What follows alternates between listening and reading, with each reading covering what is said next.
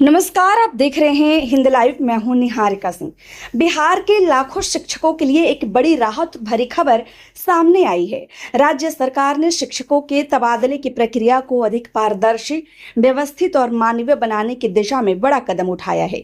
इसके तहत बिहार राज्य शिक्षक स्थानांतरण नियमावली 2026 तैयार की जा रही है। नई व्यवस्था लागू होने के बाद शिक्षकों, प्रधान शिक्षकों और प्रधानाध्यापकों का स्थानांतरण पूरी तरह ऑनलाइन पोर्टल आधारित प्रणाली से किया जाएगा। खास बात यह है कि महिला शिक्षकों, दिव्यांग शिक्षकों, गंभीर बीमारी से पीड़ित शिक्षकों और पति पत्नी के अलग अलग स्थानों पर कार्यरत होने जैसी परिस्थितियों को विशेष प्राथमिकता दी जाएगी। क्या है नई नियमावली की प्रमुख बातें और इससे शिक्षकों को क्या फायदा होगा, देखिए इस हमारी खास रिपोर्ट में। बिहार सरकार ने राज्य की शिक्षा व्यवस्था में एक महत्वपूर्ण सुधार की दिशा में कदम बढ़ाते हुए शिक्षकों के स्थानांतरण के लिए नई नियमावली बनाने का फैसला किया है। प्रारंभिक विद्यालयों से लेकर उच्च माध्यमिक विद्यालयों तक कार्यरत शिक्षकों, प्रधान शिक्षकों और प्रधानाध्यापकों के तबादले को लेकर लंबे समय से पारदर्शी और स्पष्ट व्यवस्था की मांग उठती रही है। अब सरकार इस प्रक्रिया को पूरी तरह नियमबद्ध और तकनीक आधारित बनाने की तैयारी में जुटी हुई है। सरकार द्वारा तैयारी की जा रही है। बिहार राज्य शिक्षक स्थानांतरण नियमावली 2026 लागू होने के बाद शिक्षकों का तबादला पोर्टल के माध्यम से किया जाएगा, यानी आवेदन से लेकर स्वीकृति और स्थानांतरण आदेश तक की पूरी प्रक्रिया ऑनलाइन होगी।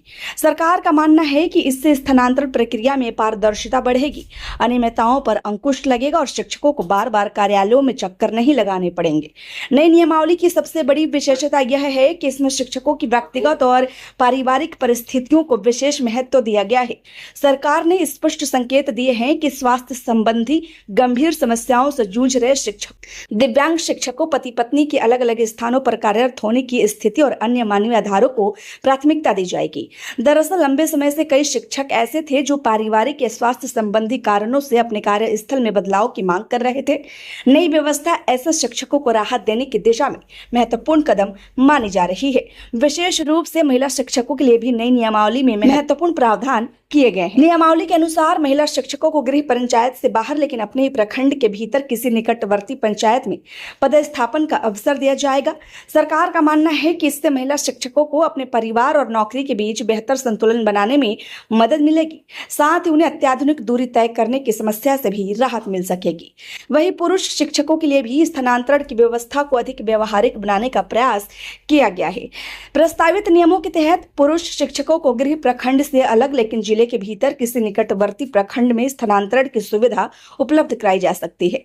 इस व्यवस्था का उद्देश्य यह सुनिश्चित करना है कि शिक्षक अपने परिवार से पूरी तरह दूर न रहें और उन्हें कार्यस्थल तक पहुंचने में अत्यधिक कठिनाइयों का सामना न करना पड़े। शिक्षा विभाग के अधिकारियों का मानना है कि जब शिक्षक मानसिक रूप से संतुष्ट और पारिवारिक रूप से संतुलित होंगे तब उनका प्रदर्शन भी बेहतर होगा और इसका सीधा लाभ छात्रों को भी मिलेगा। नई नियमावली से एक और महत्वपूर्ण बदलाव यह होगा कि स्थानांतरण प्रक्रिया में मानवीय दृष्टिकोण और तकनीकी पारदर्शिता का संतुलन स्थापित किया जाएगा।